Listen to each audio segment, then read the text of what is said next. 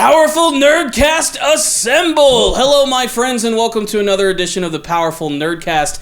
This is an episode that I've been so excited for because we finally get to talk about Avengers Endgame. Yeah, I mean, how is this not a big deal? This is 10 years in the making, 37 movies. I don't think that number's accurate, but you get the idea. A lot of movies building to this. Thanos, the big bad guy that they have built up since the beginning of the first Avengers film. They've hinted at him. They post-credit scened him. That was the first time we saw him, and now he is the big bad guy. And actually, I don't want to get too detailed right now. Oh, there will be spoilers. Yeah, let's go ahead and clarify that right now. This is going to be a full-on spoiler review / discussion. So if you haven't seen the film, make sure to go do it now. There should hopefully be some seats available. That was one of the craziest things about this movie is how successful it was. We waited a week after the first trailer came out when they released the sale of the tickets, and we're like, it's no big deal. We're, one of the few people that really want to see this movie, so we'll just wait to buy tickets until it's a little closer. Maybe we just didn't want to spend the money or something. I don't remember what our motivation was of not pulling the trigger right away. And then instead of being able to see it Friday, couldn't see it Friday, anytime Friday. I was like straight up like, well, let's take off work and go see this early Friday then. No. Then we were like, anytime Saturday, anything but the front row. We were like, we're not going to sit in the first 3 rows because it's too distracting. You have to look everywhere to see anything. Unless you want to dislocate your neck. And then we're like, oh shit, we're going to have to wait till Sunday to see this film. And we got it Sunday morning with good center seats in the back rows. Perfect seats. Yeah, perfect seats. Yeah. And not that you guys care about that, and that should not necessarily part of our review, but I'm saying like we realized as we were buying tickets how big of a thing this movie was about to be. Yeah, I mean, this movie already has become kind of like a cultural phenomenon. I mean, it's already broken records on pretty much everything. I think they were saying over 10 or 20 records of box office history. It's insane, and I can't wait to see if they're going to find a way to top themselves, but this movie has been a big event, to the point there are people who are saying, you'll remember where you were when you saw Avengers Endgame. I think that's going a little too far. I do too. But I can honestly say that this is a really big and impactful movie. Yeah, okay, so overall, amazing movie. I'm just going to give my upfront thoughts of it. Overall, but it was more of the same, just more of the same done really well. So don't expect this movie to all of a sudden blow your mind and become like Game of Thrones. That's not what it's going to do. I think you're a little biased. Well, I love Game of Thrones, and also I got to see the Game of Thrones, the Battle of Winterfell, the same day. Yeah. Like literally like 5 hours later. It was just a massive day of epic battles. A massive day. And it showed me the difference of those two shows. One is based in reality with dragons and zombies. Okay. And then the other is a comic book universe where certain things are just simpler and more streamlined. And even though there's a ton of characters, they just are balanced very well. While in Game of Thrones, it's like there's important characters and there's not important characters, but like everyone has a role to play in like Avengers Endgame. Yeah. Honestly, Thanos isn't even in the movie much until like the last 1/3. No, not really. He is not in that movie. They straight up kill him in the first 5 minutes. Oh yeah, well they kill him in the first 5 minutes. Yeah, Thor just comes in, casually walks into his cabin on Farm World, and ends up decapitating him. And I have to admit, I loved that line. I went for the head. That was pretty awesome. The line usage of this movie, they knew they had to burn through all their good lines because they're like, this is the last time. We built up all these lines. We have all these great references. We have to use all of them in this movie. And I think they did it in spades. It was awesome, some of the lines. Also, do you really just want to get into it? Let's just get into it. Okay. Yeah. First, just super mega quick synopsis of the film. Takes place after Infinity War. Yep. Half the universe has been completely wiped out thanks to the snapping. And they're going to go on a time heist to fix things, which makes perfect sense because Ant-Man's going to actually be integral to actually pulling this off. He's been stuck in the quantum realm. He's got Pym particles. Exactly. They're going to go back in time, and they're going to put all the time stones back where they were so that Thanos can never use them, so they can use that power to bring back their friends, and it all ends up turning into a massive war with Thanos' entire army. A version of Thanos which actually comes from the past to the future. There's a lot of time travel in this movie, and I don't even want to talk about the logistics behind all of it because some of it just straight up doesn't make any sense. I love how they handle time travel in this movie. They're like, that movie where they do the time travel? That movie where they do the time travel? Oh, and that movie where they do the time travel? None of those rules apply. So don't bring that shit into our universe. Like our timeline of talking about time travel. They're like, here's how the rules work. As long as we put the time stones back when we're done in their appropriate time, everything's cool. Yeah. And honestly, I think if you want want to enjoy this movie, don't think about the rules too much of the time travel. Don't. This is a fucking comic book movie. Take it for what it is, relax, turn your brain off, and have fun. But I'm going to be honest with you. I really loved this movie, but I don't think it's flawless. I think it has some big issues, and I don't think it needed to be 3 hours long. I don't mind that it was 3 hours long because there was a lot to wrap up. And just when they finished the final battle, the movie's not over. It's like Lord of the Rings. Motherfucker could have had 3 different spots where they could have ended the movie, but they just kind of kept coming back to things until they wrapped it up nicely. And I personally think Captain America got the best wrap up. Yeah. Yeah, he got my problem with the movie and things that I think they honestly can cut down are the jokes. These Marvel movies are practically half comedies, and they kind of bait and switch you a little bit. Like, they show you these trailers. I think that's Thor's fault, because Thor became such a big comedy. Well, I mean, Thor, Ant-Man, Iron Man's a big comedy. Freaking hipster Hulk, like, dab. Hulk freaking dabs in this movie. Cringy as hell. And Thor is playing Fortnite. I know. Korg and Meek are playing Fortnite. Like, that not only dates the movie, but, like, made me go, oh, come on. Can I just escape Fortnite for a few hours? For one fortnight? Just a little bit for a single fortnight, please? No, they had to bring you back into reality. And they do these jokes that I think, and they do this in every Marvel movie. They'll do a joke and they kind of Conway Twitty it, where they just keep going and digging for that laugh. And it's like, okay, yeah, we get it. Let's get to the fucking action already. I didn't mind it. To me, it's what those characters had evolved into. Like, when you see Ant-Man, you know he's got a quirky remark. When you see Thor, you know he's like the pushy comedic genius. And when you see Iron Man, you know he's going to have some retort that's just fucking baller. Yeah. And Banner is not really a joke, but he's visually sort of a joke now. Yeah, he is. Because now he's Smart Hulk. He's a perfect combination of the big, strong Hulk and the super smart Bruce Banner. Yes. You know, he's even wearing glasses and everything. He definitely resembles the actor Mark Ruffalo a lot more. Yeah, it's very face-wise. And to be perfectly honest with you, and this is by the way, get ready for a lot of controversy from some of the things that are going to be said in this podcast. I think they did Hulk wrong in this movie. Okay. He didn't have a single fight. He didn't. And Hulk didn't get his rematch with Thanos. That disappointed me. Everyone got a rematch with Thanos except him. I mean, not everybody, but like... Yeah, Thanos has pissed a lot of people off. You know, yeah. I mean, that's the thing. He's really made a lot of enemies. But after the beating that Hulk got in Infinity War, I really thought this was going to be his opportunity to use his intelligence to actually, like, take him down or knock him out a couple times. And it never happened. And, you know, the Hulk never fought the entire movie at all. The Hulk was a plot device. He was a plot device. And to be honest, I really am disappointed in the single fact that Hulk never had a fight, but I don't really mind that he didn't fight Thanos. And to be perfectly honest, the Hulk is a character that can get boring super fast. Because he screams. He's got one shtick. He screams really loud and he smashes things. Yes. Like, and they could do that every movie, but it could get kind of old. But if you look at like the character progression of the Hulk, it does make sense to actually do something like this. That being said, I am still kind of disappointed that I didn't get to see my big green dude knocking the fuck out of anybody. I agree. I think the closest it got is when they did the time travel and they were going back to the first Avengers film and he ripped his clothes off. He's like, okay, I got to mix in. He's like, rah, and he like hits the car. And again, it was played for a joke. Play for a joke. Yeah. Because he's a plot device. And that's it. Yeah. And he's a plot device at the end with the Infinity Gauntlet. He's a plot device. You know, he's just a plot device, essentially. Yeah. And he makes some jokes. He dabs. Dabs plus plot. That dab scene, man. I don't know. It's one of, like, I'd say the big 5 cringe moments of the movie for me.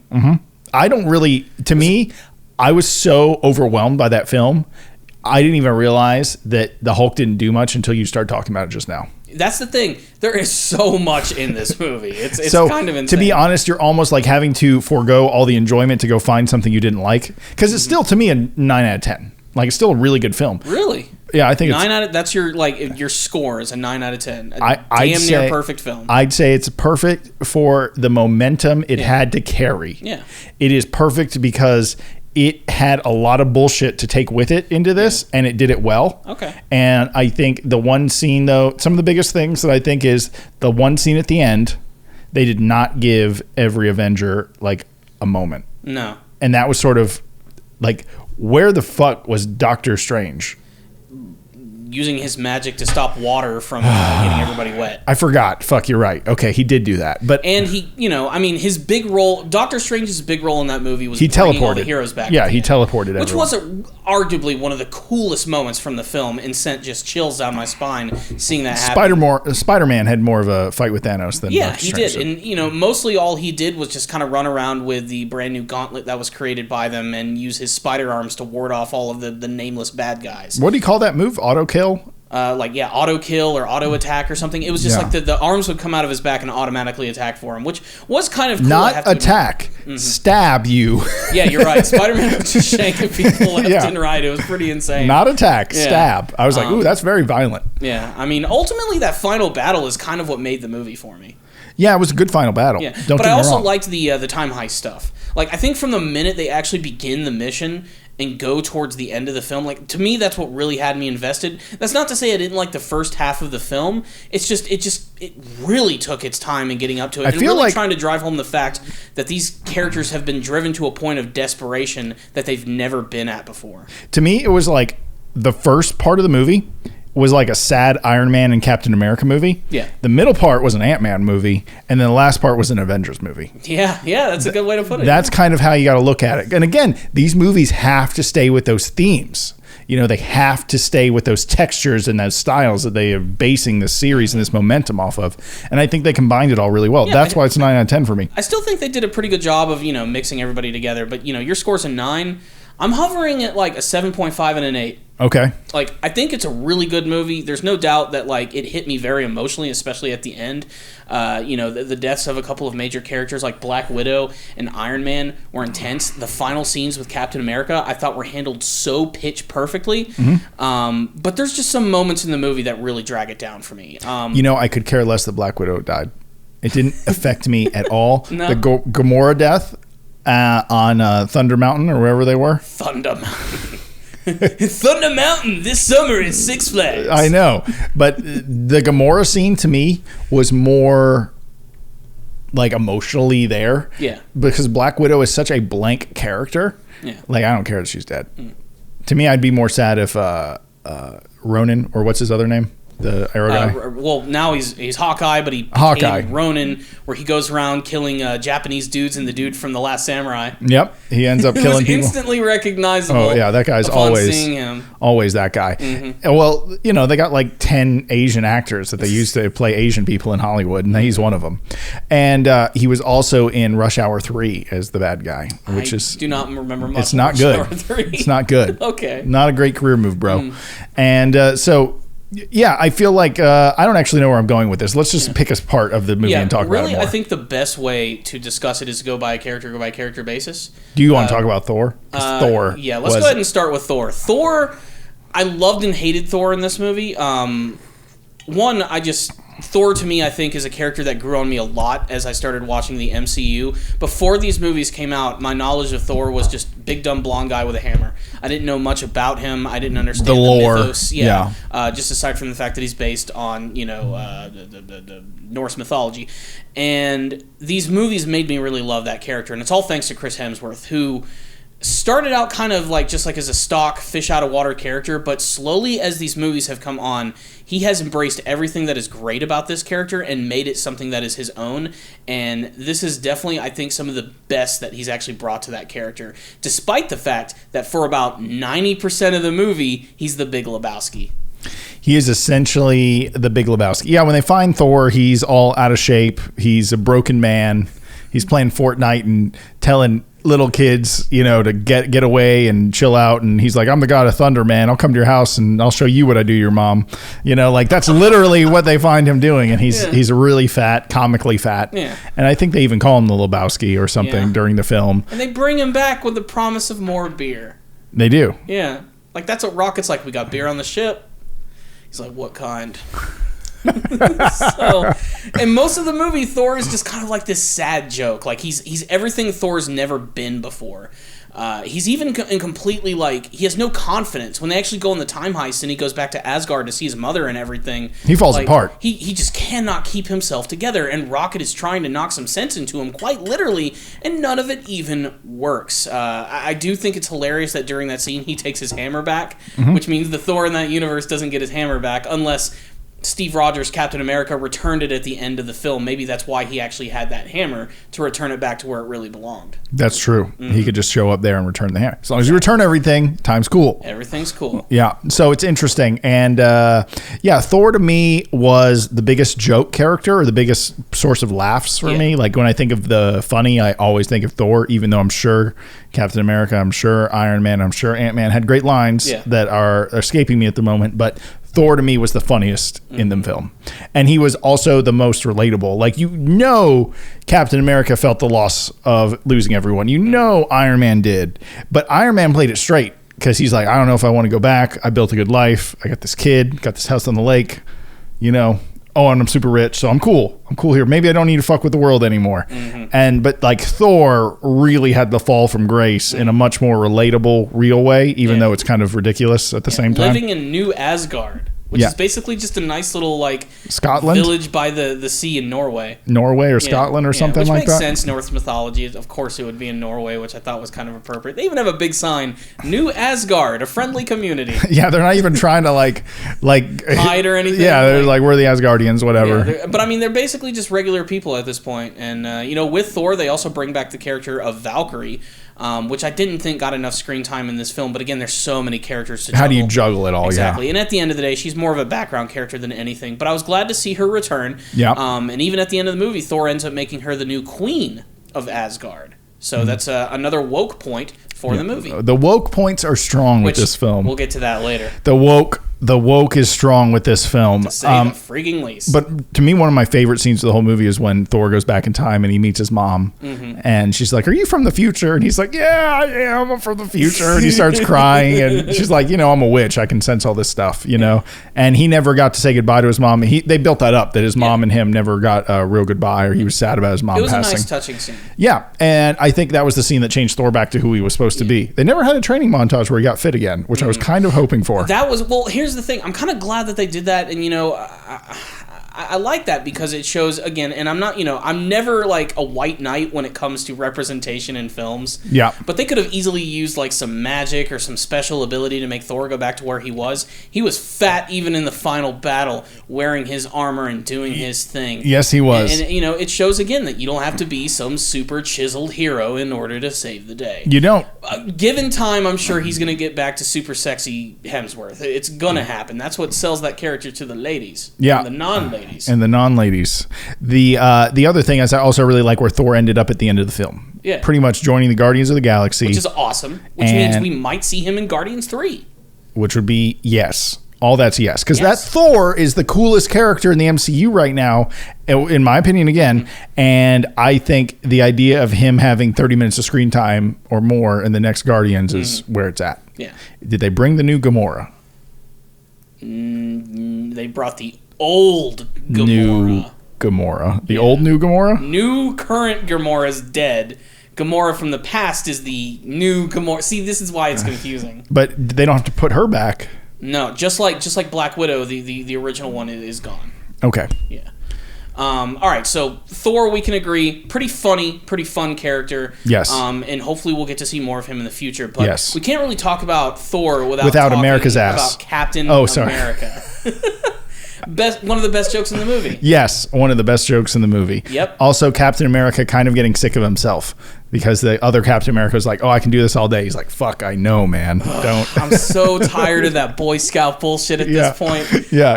Captain, this almost felt like, it was Thor, Iron Man, and Captain America were really, I think, like the three big heroes in this foundational film. Yeah, they were the ones that sort of like set the standard, and they were kind of like the marquee characters of this film.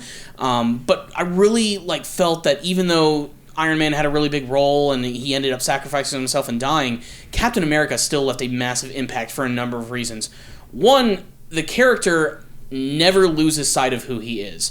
You go and you watch. They do not warp Captain America much in these films, never. Ever. And this is why Disney fucked up on The Last Jedi. They turned freaking Luke Skywalker into someone that he's not. Captain America that's like fucking with Captain America. Luke Skywalker of Marvel, and he never changes who he is. He always sticks up for what is right, and most importantly, he used Mjolnir in this movie. Well, that was a whole nother thing. Oh my God, was that scene not just amazing? You know, I thought it was pretty awesome. I think it was interesting that they actually like followed through on that, because that was like this hint that it's like, oh, it's a what if, guys, haha, it's cool. But on this time they actually like did something with it. And I mean, he used the hell out of that hammer. Like he's never throwing it around, returning it back to himself, summoning lightning, jacking Thanos in the jaw. Absolutely. Like everything about that was just great. And it was followed by the amazing scene of all the heroes returning and finally hearing Captain America say, "Avengers assemble." And I was like, that shit can sound corny. Yeah. But that did not feel corny. It felt real. It felt like this is the end of the series. Here it comes. Big battle. You know, Thanos looks worried, you know, and he never looks worried. So, yeah, it was an awesome ending. And I think what you're saying about Thor, Iron Man, and Captain America being the main characters is right on. Ooh. But I just think that overall, the film really has, like I said, 3 different films within it. And it heavily changes its feel throughout it. But man, when they snap their fingers, when Hulk snaps his fingers and they bring everyone back, that movie turns into a war scene. Oh, it just dramatically changes. Yes. It's everything looks like it's finally going to be good, but due to a plot of Thanos in the past utilizing Nebula to switch places with the current Nebula, they're able to travel back in time, and they just wreck the Avengers headquarters. Like, as soon as everything's good, all of these missiles just start flying out of the sky and just blowing the shit out of Avengers headquarters, and you're just like, oh man, from here on out, things are going to be insane. And it just kept building upon itself in the best way possible, all up to that scene of the 3 main characters confronting Thanos and having a fight with him, which I'm so glad that we got another good fight with Thanos, because in the first movie, he of course had the gauntlet with a lot of the Infinity Stones, and I was really worried that in this movie he wasn't going to be like as much of a threat. He still held his own, man. He was getting attacked from all sides, but he still kept coming. Well, I think they were like also the Thanos you saw in the first one, the first of Infinity War. Why am I forgetting the names? Anyway, the Thanos from the last movie was this righteous, like, saint in his mind that was doing holy work. The Thanos you saw in this is a warlord. Yeah. He's a very different Thanos. He's like, I'm going to war. I have this giant sword. His armor is on. He's a warlord. I'm so glad he wore his armor throughout this movie. He's ruthless in a completely different way because he knows he has to win right now to keep what he wants. This is his opportunity. He can literally take the universe right now. Yeah, and he comes down like a warlord. It's way different. And also, you saw what Thanos is like when he attacks a planet full on, you know? Because you didn't really see that in the last movie. You just saw very localized small battles and then the Wakanda battle, but some of the people had already died. You know, some of his helpers had already died. That's the other thing. Talk about the good guys that didn't get used. They did not utilize Thanos' bodyguards or the Black Order. They didn't utilize them at all. Shit, which I felt was kind of a missed opportunity. They could have at least, like, maybe Hulk could have had another battle with have Hulk fight the big guy. Yeah. Have a few of the other side heroes that haven't gotten a lot of time to fight against these guys. I wanted to see, like, Scarlet Witch. Obviously, her fighting Thanos was great. Dude, really Scarlet Witch, maybe the coolest moment from her character in the whole series is in this movie. Yeah. Where she tries to get revenge for Vision going up against Thanos. That amazingly badass line where Thanos is like, I don't even know who you are. And then she's just like, you will. Yeah. And just starts lifting up all these rocks and fucking his shit up. Her eyes were glowing. It was red as fucking hell itself. It was awesome. And then I feel like they almost stole that scene from One Punch Man, you know, when they're fighting that one alien, and then that alien has the guns on the bottom of the ship that just blast the planet. And then Thanos' ship has those guns that blast the planet. And I felt that was There were a lot of things that were kind of One Punch Man-y. With that whole big invasion scene, actually. It reminded me of when, like, the Boros episodes. Yeah, like when the big ship came down and just started raining hell on everything, and all the heroes, superheroes, having to fight back against this big alien invasion. It's very reminiscent of that now. Yeah, I was like, oh, they totally jacked that from One Punch Man. Because I don't remember many spaceships that come to Earth that have localized guns that just focus on blasting a planet's surface like that. So I was like, oh, that's kind of cool. Kind of a ripoff of One Punch Man, but cool. All right, but so let's get, Thor, Cap is great. Iron Man. This is just like Cap, I think the perfect send-off for this character. I'm a little disappointed that, of course, this means the death of Iron Man, and we're no longer going to see his character. Whoa, he dies? What? What? Spoilers. I was almost convinced that Captain was going to be the one who make a big sacrificial play. It would have been the most obvious move. But, man, ending with Iron Man doing it just makes so much more sense, especially because these movies kicked off with Iron Man. And he's like the front man of the band. Exactly. He's not the band himself, he's the lead singer. But he's the lead singer. That's right. And what's really great is how the very first Iron Man movie ends with him saying, "I am Iron Man." And what are Iron Man's final words? "I am Iron Man." When did you say that? I don't remember that. Right as he snaps his fingers using his brand new Infinity Gauntlet and all the stones that he stole from Thanos, which that scene was freaking incredible, man. Loved that so much. I love that every movie also, again, just like Hulk, Iron Man can get kind of boring if they don't use him correctly. He flies around and he shoots things. He has missiles and beams. Every single movie, he has some sort of new weapon. Yeah. I love how he was able to combine his abilities with Thor, where he creates this like generator on his back that Thor throws lightning into to create like a massive laser beam. Yep. I thought that was awesome. It's little things like that. Do you remember when they first fought Thor and Iron Man?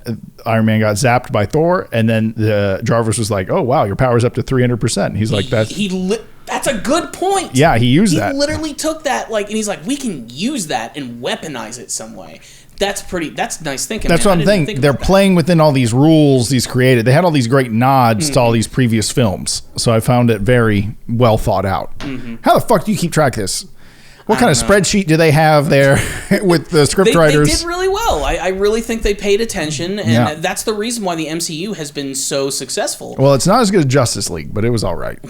All right. Let's not get ahead of ourselves now. Now, those are like the big three heroes, but there's still tons of other characters. Are there any that really like stick out in your mind, like Rocket or Squirrel Black Girl? Widow?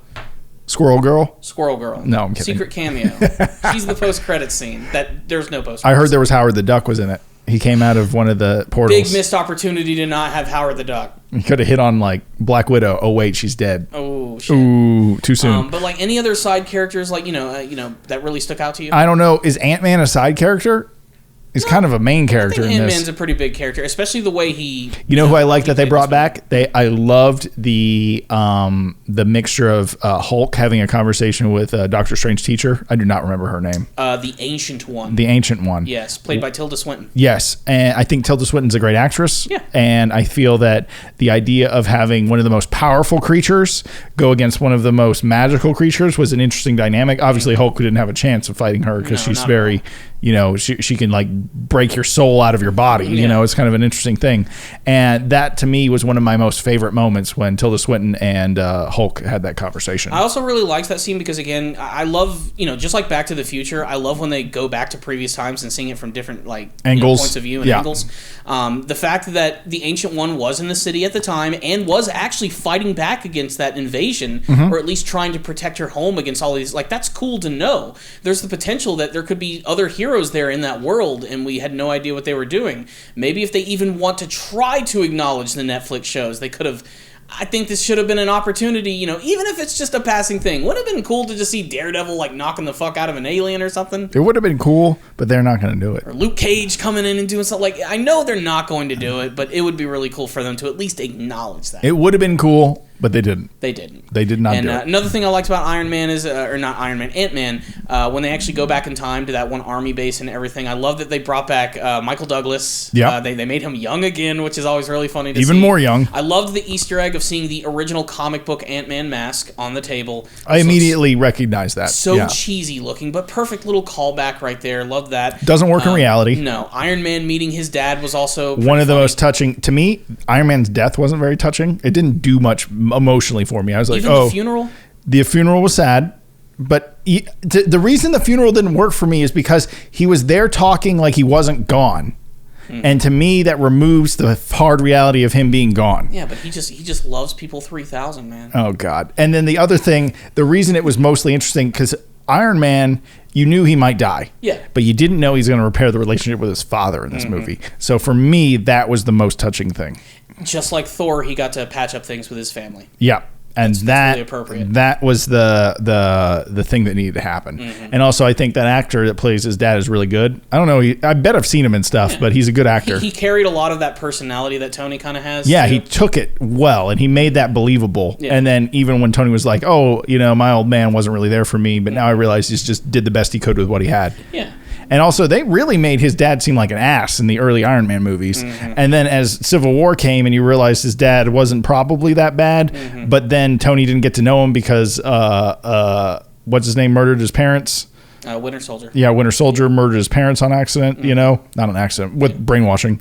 And whoops.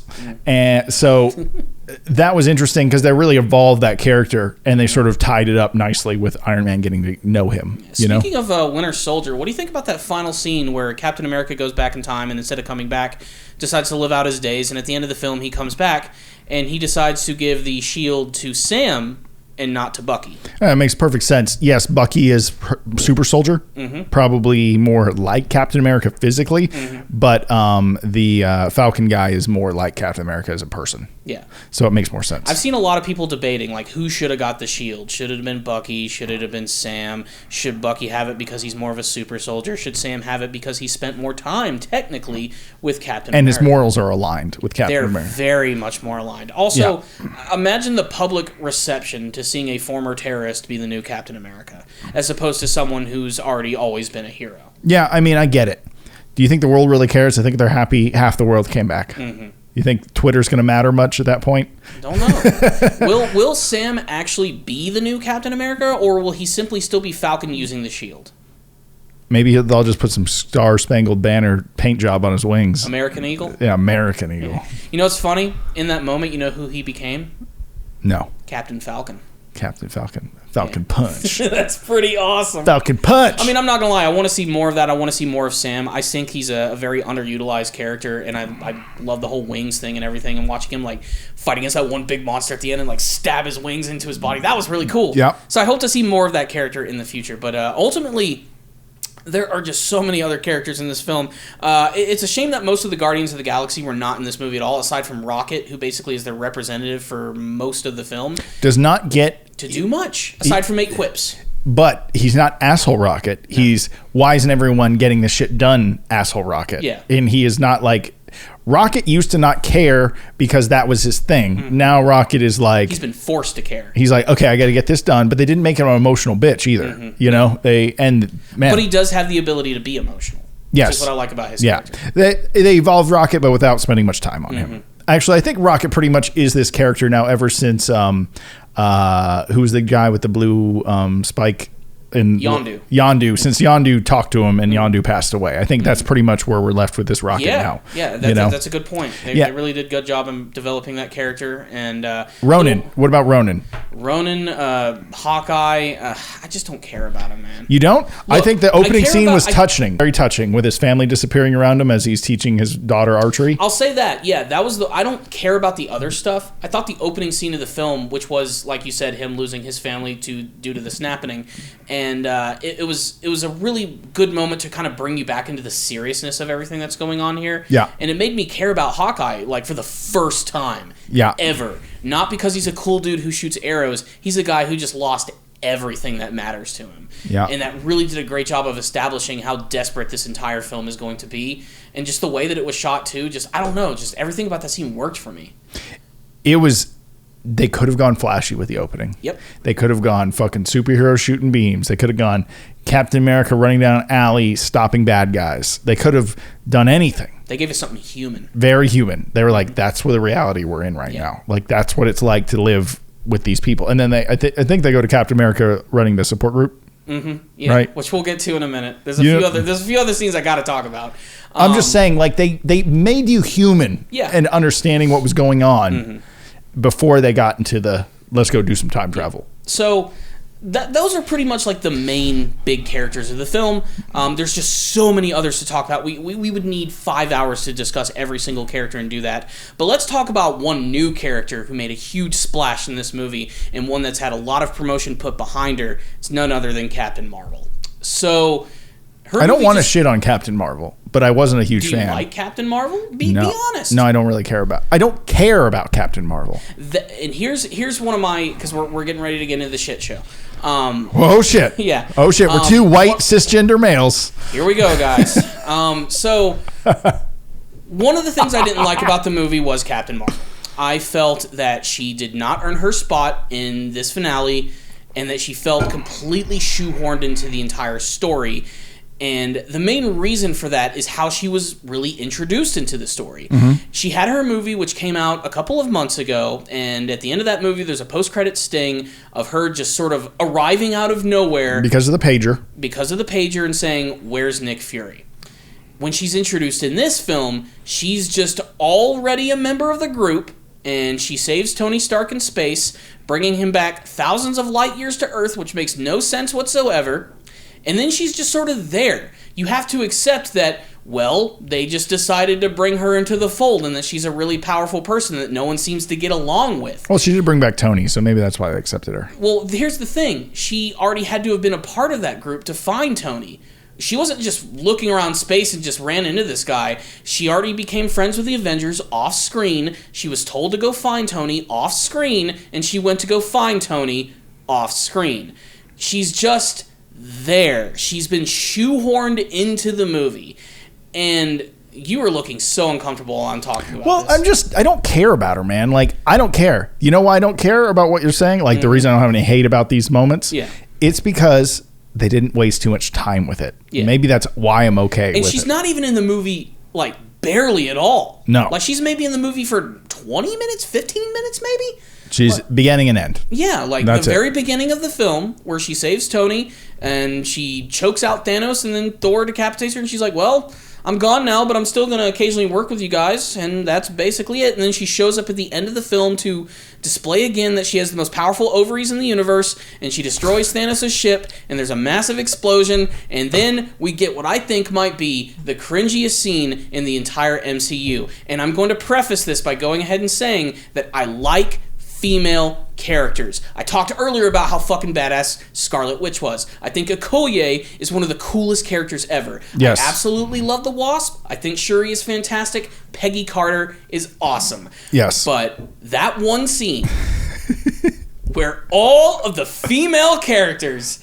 come together to pose for the camera to basically go ahead and just put out a big flag saying girl power was the dumbest part of the entire freaking movie. There's a massive battle going on around them. There are enemies coming from every direction. But thank God they gave them a little enough time to come together and pose for the camera. You really think Captain Marvel needs Mantis's help? You really think she's going to need help from the Wasp? No. Really? We just saw her take down a fucking warship on her own without even blinking. You know what would have been cool? I thought about this a little bit before we started this podcast because I knew this was going to be a big point of our conversation. I'm going to catch so much shit for what I just said. No, you're fine. You're fine. And I'm sorry. Corey's hashtag woke. So anyway, guys, what I would have liked, imagine if the Wasp was fighting and she got like pinned against the ground because one of the big dudes, the forearm dudes grabbed her. Yeah. And then the girl from, I don't know, pick any of them, saved her. Yeah. And it was like the girls helping each other instead of, let's pose for the camera and let you know that we're all females and we're all strong and no man gonna keep us down. Not even alien dudes. It was blatant. That was my problem with it. It wasn't handled well. The last scene from Infinity War where they're battling against Thanos' army, and you have that one small moment where you have those three characters come together, felt a lot more natural. Because they were fighting against a female bad guy. They were fighting against a female character, but they didn't stand around and look at the camera and say, hey, look at me. There's a huge battle going on around me, but I gotta take time to make sure you can see me right now. No, they just jumped in and started fighting, and it was just a mere coincidence that they were fighting amongst the chaos. There was 10 times more chaos going in this film, but Marvel had to make a point, Disney had to make a point, and they had to get political with that moment. You can say it's not political if you want, it freaking was. And again, I hate that I have to say this. I have nothing against strong female characters. I love a good strong female character. I just don't like when it's done with identity politics. I'm not a fan of it. I mean, I don't feel as strongly about it as you, but I didn't enjoy it. I was like, oh, okay, they checked that box. Yeah. That's what I thought. That's what it felt like. Yeah. Checking a box. Ooh, thank God we're not going to offend anyone there. I mean, but let's look at it from the opposite point of view. If I play devil's advocate, you could say the whole movie's about dudes because it's just a bunch of dudes on screen the whole time, and you're mad that the one moment that is about all females. There are other females hanging out with him the whole movie, though. Well, they kill off one of them. I mean, yeah, but still, it doesn't matter. I'm just playing devil's advocate. They work together. They don't, separate them and, like it's all boy power, girl power, They don't do that. And look, that scene was made for a reason. That scene was made for a reason. And to ignore that or to pretend that's not the reason. It was literally every female character. They ignore everything else that was going on so that they could jump over there to pose with the other females. What is Mantis isn't even a warrior. I know. She's a support character. I know. It made no sense. Why? And she's not brave, by the way. Why is she running at things all brave? Like I said, that whole scene it felt really shoehorned in. The Wasp doesn't even know who those bitches are. I know. Half these people have never met before. That's one of my big problems with the movie. Yeah. That and, of course, Hulk not actually fighting anyone, which I thought was kind of stupid. Why isn't anyone asking where Black Widow is? No one's... Where is she? What's going on? Nothing. Nothing for that character. Attack the aliens. Go. I'm sorry. That scene just... When I was watching it, I just went...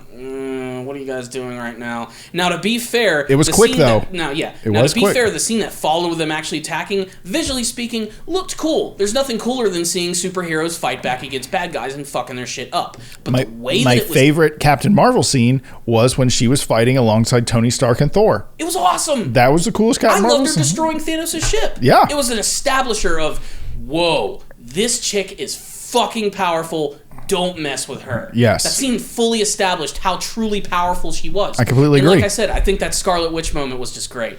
Loved every second of it. So what you're saying is you want more female characters. I would love more... Look, I would love more female characters. I'm down with female characters. I just don't like when they make things so political. No, I agree.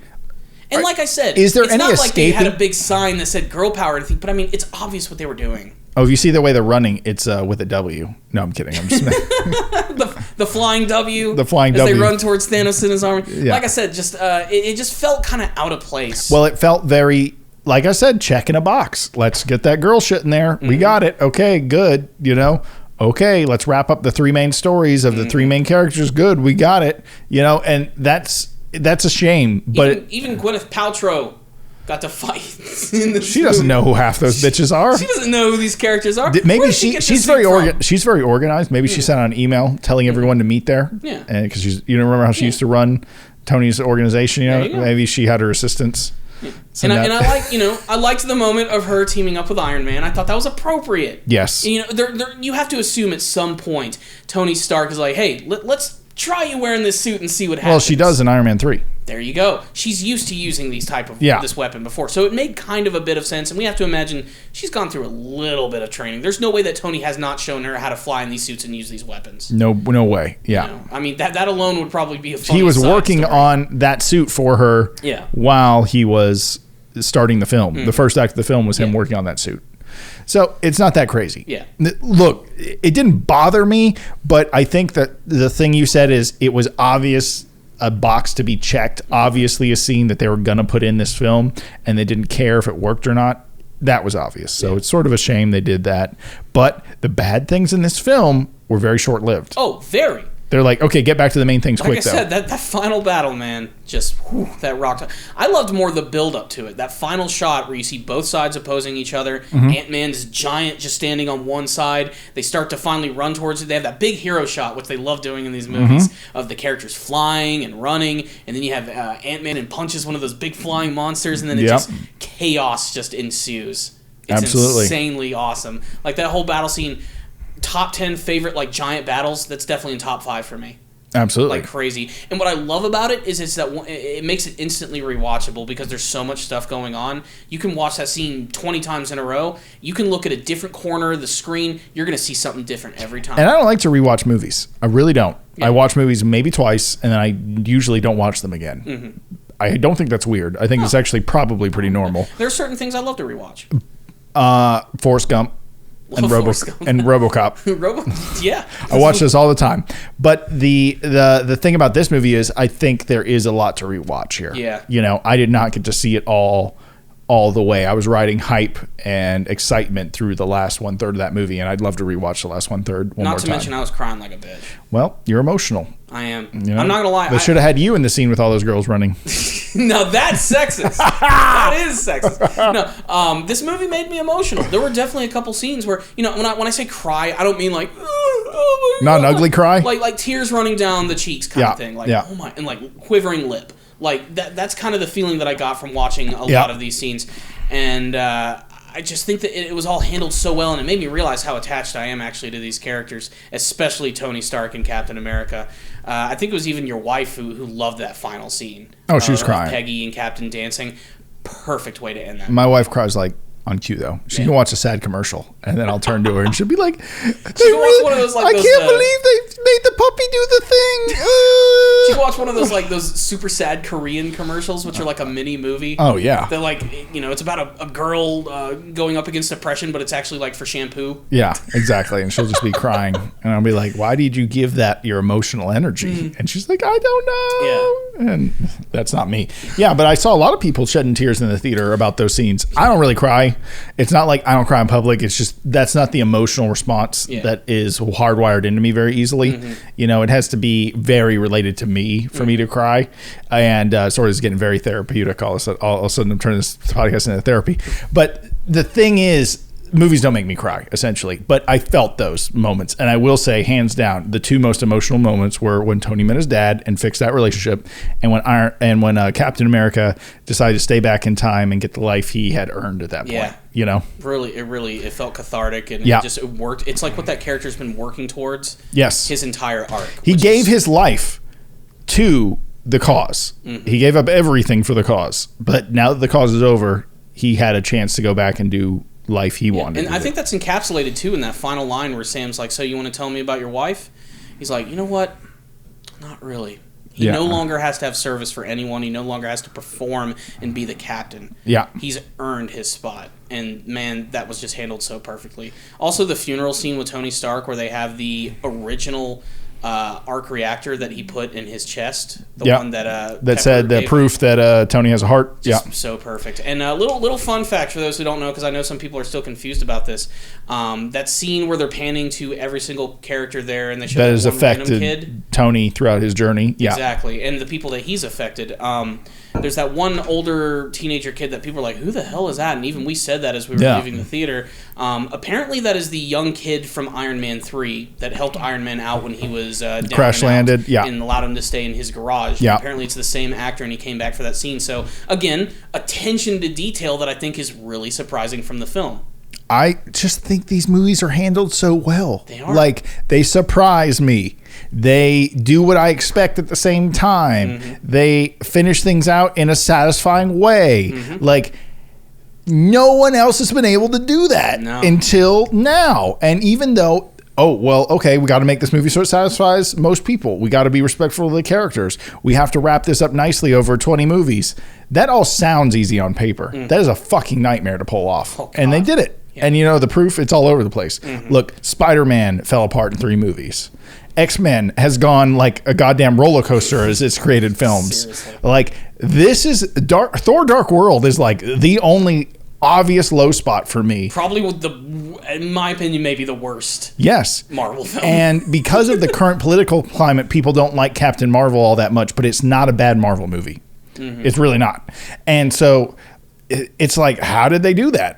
Hats off to them, you know, clap, clap, clap. It's they pulled it off. Yeah. And will they be able to do it again? I hope so. Without Iron Man being there, I think it's going to be an uphill battle, but I have faith that they're going to give us something interesting for what is maybe going to be the next half of the series. What do you hope to see from the future of MCU? More fat Thor. More fat Thor. All right, we can do that. And if I had to pick something I'm excited about, it's Guardians. That's like literally, that's what I care about, because their space adventures are more interesting to me because you kind of can create the world, kind of like Star Wars. Yeah. I mean, I'm excited for Black Panther 2. Can't wait to see more of that. That doesn't interest me that much. No. I don't know why. I really liked Black Panther. I'm really excited for Black Panther 2. I'm also really excited for the potential of new characters being introduced. See, like Black Panther and Captain America to me seem like very similar films. they're just set in different places, so it's like you could give me either of those. You give me a new Captain America or a new Black Panther. And I'm also ready for more Doctor Strange because that's like Guardians to me. Okay, but every other involvement he's had in every other film has been great. They had to get him up to speed. Let me say that differently. They had to get the audience up to speed with all this magic shit. Now that they did that, now I feel like they can just go for it a little more. So let's see what the new Doctor Strange, the new Guardians does, and if they want to give Thor another movie, they can. But we'll see. But again, I'm ready for Marvel to take some brand new directions with some characters they haven't had access to. Fantastic Four needs to be done right.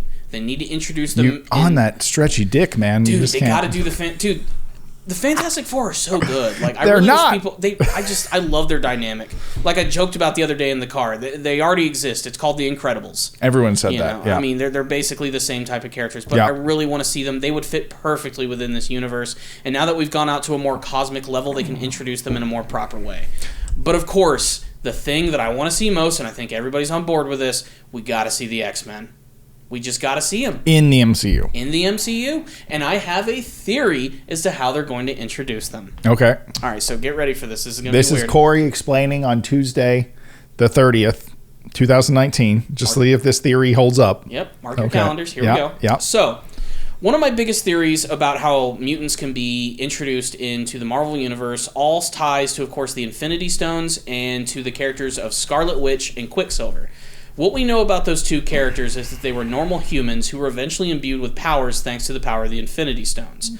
My theory is that the Infinity Stones somehow unlocked their innate mutant abilities. In this movie, they explain that whenever Thanos does the snapping with the Infinity Gauntlets or anybody uses them in some sort of sense, it can cause a massive wave of power to go across an entire planet or even further, depending on how much power is used. Also fucks your arm up. It also, really fucks your arm up. You can see that kills Tony Stark and really messes up the Hulk. In this movie, at the very end, when Iron Man uses that, my theory is that when he took out that the entire Thanos army, that wave of power also went across the entire planet and is going to unlock the power of the mutants. That's a cool theory. It could work. Or you can go even further back. Supposedly, when they go back to the 1970s and they made some pretty big decisions there, things could have also changed with the power of the Infinity Stones. Something could have happened to somehow, again, unlock that mutant power within people. And for all we know, the X-Men have actually been here the entire time and we never knew it. Okay, there's that, but that's just easy writing. It is easy writing. writing. Borderline lazy writing. Yeah. But it doesn't really matter. Who cares how they get there? Are they good? Can they make them gel? We need them. I'm cool with it. I'm just saying they are the missing piece of the puzzle. They have a very dark atmosphere, though. They do. Infinity War. Nah, it was still fun. Endgame. It was still fun and happy the whole time.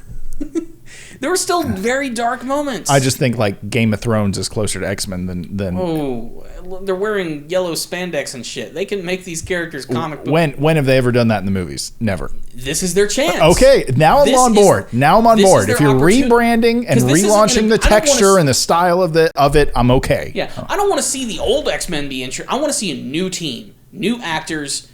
Except Deadpool. Except for Deadpool. We want Deadpool in this shit so bad. And they could come up with some really stupid things to introduce Deadpool. You know Thor, Deadpool, and Spider-Man should be in a buddy cop movie. But is it going to be rated R?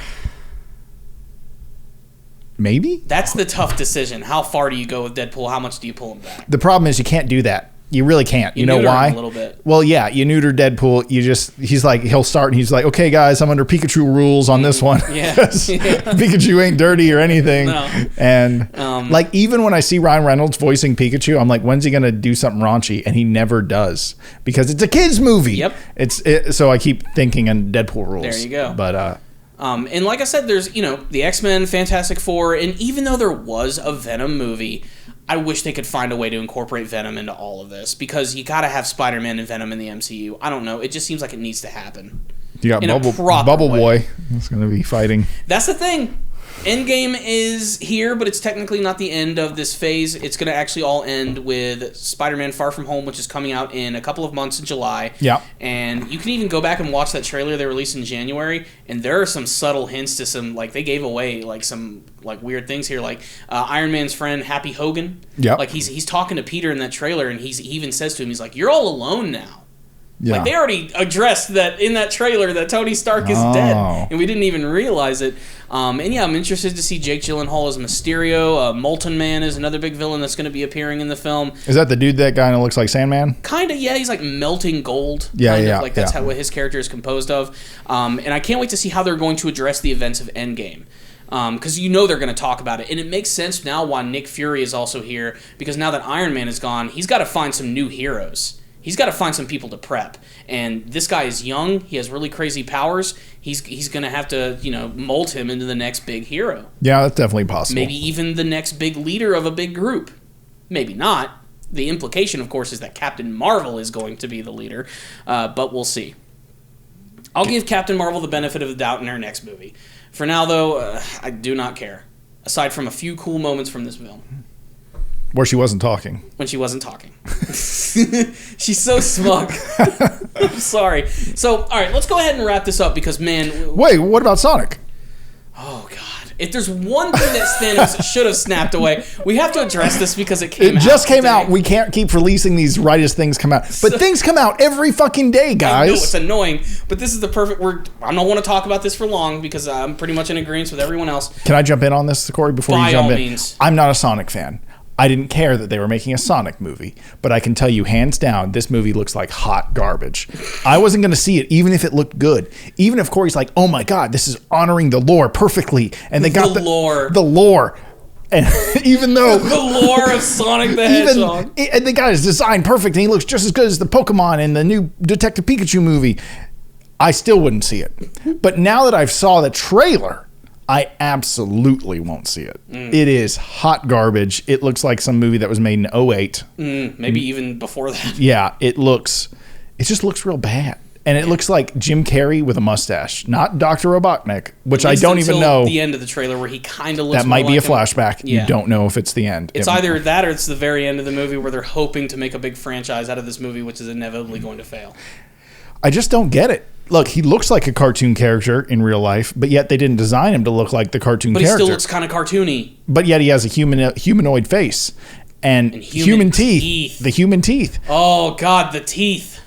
It's just weird. And Gangster's Paradise? What Dude, the fuck? Worst choice for a song for that trailer. Does not fit with Sonic the Hedgehog at all. Maybe they were trying to go for the whole 90s feeling. This is where Sonic came from. But boy, does Gangster's Paradise not belong with Sonic the Hedgehog. They should have just done a remix of the main theme. Yeah, with like some modern heavy tones to it, you know? Like they could have totally done that. And they're setting it in the real world. They're doing another one of those stupid stories where a character goes to the real world and wacky things happen. Fish out of water story. What's going to happen to Sonic the creepy-ass Hedgehog? The point is... he can block missiles, but he gets shot by a dart gun. The hell? He can move really fast, but a dude just... There are so many problems with this trailer, and I don't know, like, how'd they get Jim Carrey to even be a part of this? Money. They drove a dump truck full of money up to my house. I'm not made of stone. Yeah. Like, come on. They're like, we're going to give you $25 million. He's like, I'm free next week. Yeah. I mean, and if this is what live-action Sonic looks like, I shudder to think what Tails and Knuckles are going to look like. Does his hair have power in it? Like they're hinting? That's the whole thing. Yeah, throughout the trailer, you get to see, like, there are these little quills because Hedgehog. Okay, they're not hair, they're quills. Yeah, and apparently they have, like, this electrical super fast power in them that Dr. Robotnik is going to try to harness or something. Mm-hmm. I don't know. That's their explanation as to why Sonic moves fast. In the games, he has a spiky hair, of course, but it's like, it's not like actual quills or anything that like shoot out or anything. It's a liberty that they're taking with this film, as well as with the overall design of the character, which, God, is just so bad and makes me cringe just thinking about it. Just the skinny, weird, muscular legs, the cartoony big eyes, which don't fit with the realistic-looking fur, which is not very realistic looking. And the humanoid face. And it's those teeth, man. The teeth don't help. Giving cartoon characters human teeth never works. It just looks bad. Well, I'm not looking forward to it. I'm not looking forward to it either. I am going to see Detective Pikachu, though, the day that it comes out, and I am so excited for that. I'm not going to that. I am. I can't wait. I think it's going to do way better than Endgame. You're lying to yourself. It's not going to make as much money. I don't know. Maybe. We'll see. Globally, over the next 10 years, maybe. But box office weekend? Yeah. No way. All right. But for now, I think we can all say Sonic sucks, but Endgame is good. We really enjoyed just the listen film. to that part of the podcast and you got it. we really that's just our quick thoughts on Sonic. So we really loved Endgame. Most importantly, you heard our thoughts. We want to hear your thoughts. Did you guys get a chance to see Avengers Endgame? Tell us what you thought about it in the comments section. If you had any favorite moments, favorite character moments. Did you not like the movie? What do you want to see from the future of the Marvel Cinematic Universe? And tell us what you thought about Stan Lee's final cameo. Also, guys, tell us your favorite part of this podcast, because I always love when you guys quote the funny things we say. Mm-hmm. I know it's self-serving, but man, it always makes me laugh when I see what you guys find funny. So please leave your comments about your favorite parts of the podcast and topics that you want us to discuss, trailers you want us to discuss, anything about that. We'll be glad to pull it up and talk about Ugly Sonic with his human teeth anytime. Anytime. Terrible. I just love that I don't care about that series already, so to watch it like go down in a flaming pile of hedgehog shit. The funny thing is, that's just standard for Sonic. I know. Sonic stuff sucks half the time anyway, so this really isn't all Why are there fans? I don't get it. They're furries, all right? They're definitely... Sonic fan base is comes with some baggage. God, I love it. It's creepy as fuck. We'll make that a discussion later. Again, guys, if you have any topic ideas, questions for us, things you want us to talk about on the show, make sure to leave us in the comments section below. We're going to go ahead and end it right here. We'll see you guys next time.